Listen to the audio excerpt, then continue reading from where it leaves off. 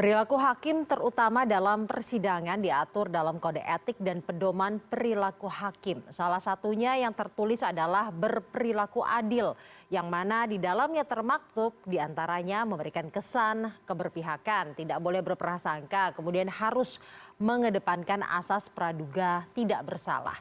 Lalu sejauh mana perilaku hakim bisa memberikan opini hakim dalam ruang sidang? Akan kita tanyakan langsung kepada juru bicara Komisi Yudisial, Miko Ginting. Selamat malam, Pak Miko. Selamat malam, Mbak Caca. Pak Miko, sebenarnya sejauh mana hakim bisa memberikan opininya dalam ruang sidang yang kemudian tidak menyalahi aturan-aturan yang sudah tertulis dalam pedoman perilaku? Ya, pertama tentu harus dilihat secara kasus. Ya. Jadi tidak lantas kemudian apakah hakim itu tidak dapat beropini atau dapat beropini. Nah ini kan jadi satu titik ya. Namun paling tidak ada beberapa acuan yang bisa dilihat gitu ya. Pertama ada Kitab Undang-Undang Hukum Acara Pidana, begitu ya, bagaimana hakim kemudian menjalankan proses persidangan begitu. Yang kedua ada kode etik tadi yang Mbak Caca sebutkan ya, tidak pernah perilaku hakim. Yang di dalamnya ada beberapa butir perilaku yang seharusnya dihindari oleh hakim. Nah, untuk kasus ini sendiri, saya kira bisa mendahului pemeriksaan ya. Jadi sekali lagi ini penegasan bahwa Komisi Yudisial tidak mungkin sanksi. Kalaupun misalnya suatu perbuatan itu begitu ya, tanpa dilakukan pemeriksaan. Jadi kita akan melihat dulu apakah opini-opini yang diberikan oleh Ketua Majelis Hakim ini itu melanggar kode etik dan norma perilaku hakim atau tidak. Nah, gitu ya. Jadi kita akan periksa terlebih dahulu. Kemudian, namun pada umumnya, Pak Miko, sebenarnya sejauh mana opini bisa dilontarkan oleh hakim dalam persidangan? Ada pagar-pagarnya tuh sebesar apa? Ya, tampaknya tadi Mbak Caca juga sudah meng-highlight beberapa ya, misalnya tidak boleh berprasangka atau tidak berpihak ya, kemudian juga harus objek dan sebagainya. Nah itu kan beberapa pagar-pagar yang harus patuhi oleh hakim siapapun, jadi tidak hanya di kasus ini tapi juga hakim di seluruh perkara gitu ya. Nah saya kira saya kira juga para hakim juga mengetahui hal tersebut. Nah ini yang kemudian jikalau misalnya ada masyarakat yang merasa bahwa ada perilaku hakim yang bertentangan standar tadi ya, standar imparsialitas, standar tidak terhadap terdakwa, saksi dan sebagainya, tidak berprasangka begitu ya. Nah kalau ada dugaan pelanggaran perilaku tersebut, maka jalurnya sudah tepat, melaporkannya ke Komisi Yudisial gitu. Jadi ini hak masyarakat yang saya kira juga perlu kita hormati. Dan Komisi Yudisial kan tidak boleh juga menolak laporan dari masyarakat ya. Namun apakah kemudian nanti itu dapat ditindaklanjuti dan apakah kemudian laporan tersebut terbukti? Nah nanti kita akan lihat proses selanjutnya. Jadi sebenarnya dalam sidang terutama dalam kasus pidana, hakim ini memiliki hak untuk beropini seperti itu ya, Pak Miko? Ya kalau memberikan pernyataan kan tentu saja ya, karena kan juga mengedepankan secara verbal ya. Jadi kan ada pernyataan-pernyataan yang tidak bisa terhindarkan saya kira. Nah, tapi kemudian pernyataan tersebut kan juga harus dalam koridor-koridor perilaku pedoman perilaku hakim. Nah, ini kemudian nanti kita akan lihat dulu apakah kemudian pernyataan yang disampaikan oleh hakim dalam ini itu sesuai nggak dengan kode etik dan pedoman perilaku hakim. Nah, kalau tidak sesuai tentu ada beberapa mekanisme yang akan dilalui di Komisi Yudisial gitu ya. Dan kalau memang terbukti misalnya itu keluar dari kode etik dan pedoman perilaku hakim, maka juga akan ada sanksi yang kemudian sebagai konsekuensi dari tindakan dan perbuatan hakim tersebut. Pak Miko, selain itu ada tidak sih sebenarnya aturan yang kemudian mengatur bahwa hakim pada sidang kasus pidana harus lebih aktif atau lebih pasif, ataupun mungkin dalam kasus perdata ini harus lebih pasif? Itu ada aturannya tidak, Pak Miko? Ya, secara asas kan ada hakim bersikap pasif misalnya dalam hukum perdata begitu ya.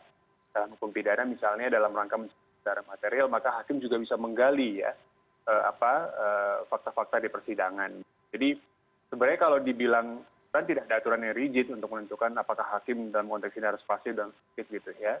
Tapi paling paling penting kan hakim punya tugas ya dalam memeriksa dan mengadili perkara itu untuk mencari kebenaran. Terutama dalam konteks pidana kan kebenaran material begitu ya. Nah, saya kira dalam tanda kutip ya, penggalian keterangan baik dari saksi kemudian juga dari terdakwa itu dimungkinkan dan sangat terbuka ruangnya karena mencari kebenaran material itu gitu kan. Nah, bagaimana caranya? Nah, ini kemudian yang sudah dipersoalkan kuasa hukum dari Kuat Ma'ruf kan. Caranya apakah kemudian sesuai dengan kode etik dan pedoman perilaku hakim atau tidak gitu. Jadi saya kira ini lebih kepada cara yang dipersoalkan oleh kuasa hukum dari Kuat Ma'ruf ya. Nah, apakah itu memang kemudian sesuai dengan kode etik dan pedoman perilaku hakim atau tidak. Nah, Komisi Yudisial sudah menerima laporan tersebut kan kemarin, sudah kita register. Nah, sekarang kita sedang verifikasi apakah kemudian laporan tersebut bisa ditindaklanjuti atau tidak. Gitu. Jadi ini tahapnya masih awal sekali untuk kita menentukan apakah perbuatan sikap atau pernyataan hakim tersebut sesuai dengan kode etik perilaku hakim atau tidak. Syarat apa saja yang harus dipenuhi agar kemudian lolos verifikasi dan biasanya membutuhkan waktu berapa lama untuk kemudian bisa dinyatakan lolos verifikasi, Pak Miko? Ya, pertama tahap verifikasi itu sebenarnya komunikasi dua arah. Ya. Jadi di luar dari kasus ini sebenarnya Komisi Yudisial membuka ruang verifikasi itu agar masyarakat dapat dimudahkan menyampaikan laporan gitu ya. Jadi kalau misalnya ada dokumen-dokumen yang kurang kemudian perlu dilengkapi, maka Komisi Yudisial menghubungi pelapornya, tolong dilengkapi dokumen ini dan ini. Jadi ada dua hal yang dilihat, verifikasi formil ya, kedua verifikasi material. Nah nanti setelah itu kemudian dibawa ke sidang panel. Sidang panel itu yang menentukan apakah memang ada, maksudnya adalah informasi, bukti, dan keterangannya. Jadi kalau ada informasi, bukti, dan keterangan yang kemudian dapat diduga ada dugaan pelanggaran perilaku hakim, maka sidang panel akan memutuskan untuk menindaklanjuti. Nah, setelah itulah kemudian nanti akan dilakukan pemeriksaan. Ya kan, kita akan panggil pelapornya, kita akan panggil para saksi, dan kita panggil juga hakim terlapornya. Ya kan, hakim terlapornya dipanggil, karena ini kan Komisi Yudisial kan penjaga etik ya, jadi kita juga akan memberikan kesempatan bagi hakim untuk memberikan penjelasan-penjelasan terkait dengan etiknya dia gitu ya. Nah, kemudian ditutup dengan sidang pleno untuk menentukan apakah laporan dugaan pelanggaran perilaku hakim itu terbukti atau tidak terbukti. Kalau terbukti, maka kita akan memberikan sanksi. Ya. Kalau tidak terbukti, nah ini yang perlu disampaikan, Komisi Yudisial akan juga memberikan clearance. Jadi kita akan memberikan rehabilitasi pada hakimnya bahwa laporan ini tidak terbukti begitu ya. Mata-mata memang untuk menjaga kepercayaan publik terhadap hakim. Pak Miko, jika sudah masuk ke sidang panel, kemudian indikator-indikator seperti informasi, bukti-bukti, dan keterangan itu kemudian tidak didapatkan oleh Komisi Yudisial, berarti bisa saja tidak dilanjutkan ke mendengarkan atau memeriksa saksi-saksi dan ke pleno? Ya, betul. Jadi forumnya adalah sidang panel ya. Jadi kalau sidang panel menentukan bukti-bukti, keterangan dan saksi itu informasi tidak cukup, menyatakan bahwa perbuatan tersebut merupakan dugaan pelanggaran kode etik dan pedoman perilaku hakim, maka akan dihentikan laporannya. Dihentikan di sidang panel. Sebenarnya pelaporan seperti ini kerap terjadi, tidak sih Pak Miko? Ya, kerap terjadi. Kita di Komisi Yudisial setiap tahun 2.500 sampai 3.000 laporan ya. Dan memang tidak semua terbukti dan tidak semua juga berujung pada pemeriksaan kode etik dan pedoman perilaku hakim. Kadang misalnya yang dipersoalkan advokat tapi dilaporkan ke Komisi Yudisial yang merupakan yang Komisi Yudisial tidak bisa berwenang ya untuk kemudian menjaga etik advokat misalnya. Jadi dari 2.500 sampai 3.000 itu. Nah, kita akan saring kemudian ada 1.000-an ya perkara setiap tahun yang laporan yang kita tanganin ya Komisi Yudisial begitu. Jadi ini cukup sering tangani dan saya kira cukup sering Yudisial juga berpengalaman untuk bagaimana menyeimbangkan laporan etik ya di satu sisi yang sekarang sedang berlangsung, di sisi lain bagaimana juga kelancaran perkara juga harus dijalankan. Kelancaran perkara ini kan salah satunya juga soal kemandirian hakim ya. Nah ini akan diseimbangkan gitu dan saya kira Komisi Yudisial sudah berpengalaman ya dalam kesehariannya untuk kemudian menyeimbangkan kedua aspek tadi gitu. Biasanya hal-hal apa yang kemudian membuat laporan yang telah lolos verifikasi namun tidak lolos sidang panel? Pak Miko? Ya, tentu karena bukti informasi dan keterangannya tidak kuat, gitu ya. Jadi laporannya secara formil lengkap, ya, ada pelapornya, identitasnya jelas, dan alasan-alasan laporannya juga di awal kita melihat bahwa sudah cukup begitu ya, dan kemudian dapat berujung pada dugaan pelanggaran perilaku hakim. Nah, tapi di sidang panel ketika diperiksa misalnya, oh ternyata tidak cukup nih buktinya untuk ditindaklanjuti gitu. Nah, itu kan maka kemudian akan dihentikan.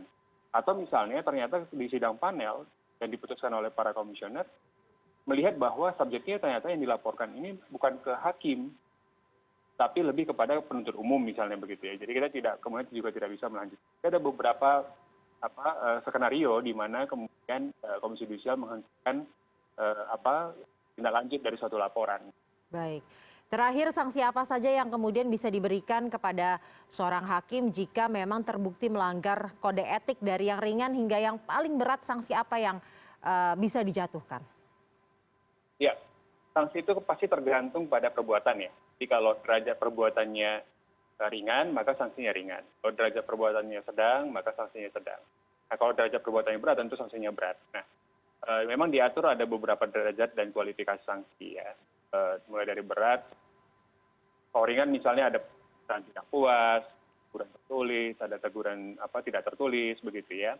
Kalau di sanksi sedang misalnya ada penundaan kenaikan pangkat, penundaan kenaikan gaji berkala gitu ya. Nah kalau misalnya berat, ada sanksi non palu misalnya begitu ya. Kemudian paling berat ya pemberhentian tetap atau tidak tetap. Nah itu derajat-derajat dan kualifikasi sanksi yang diatur dalam peraturan perundang-undangan. Nah tentu ini berkorelasi dengan pertama apakah perbuatan tersebut memang merupakan pelanggaran terhadap kode etik dan perbuatan perilaku hakim, itu yang pertama. Yang kedua, apakah perbuatan tersebut terbukti. Dan yang ketiga, derajat kesalahan dari perbuatan tersebut. Saya kira itu harus dikontekskan dalam satu kesatuan. Dan nanti ada berujung pada konsekuensi sanksi. Baik, terima kasih juru bicara Komisi Yudisial Miko Ginting telah bergabung bersama kami pada malam hari ini di CNN Indonesia Prime News, dan kami akan terus mengawal bagaimana pelaporan kasus dugaan pelanggaran kode etik hakim ini. Terima kasih, Pak Miko. Terima kasih, Mbak Caca. Terima kasih.